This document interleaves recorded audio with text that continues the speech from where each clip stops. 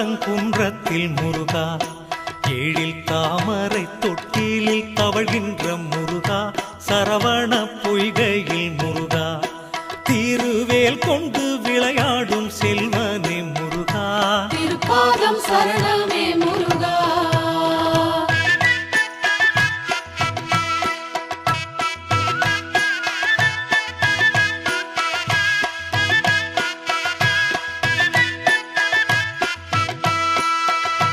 ஆனி பொன்னூஞ்சலில் ஆடி நல்லஞ்சுக தமிழிலே மழலை பண்பாடி, 6 மாதர் மடி மேவி வைகை ஆரோடும்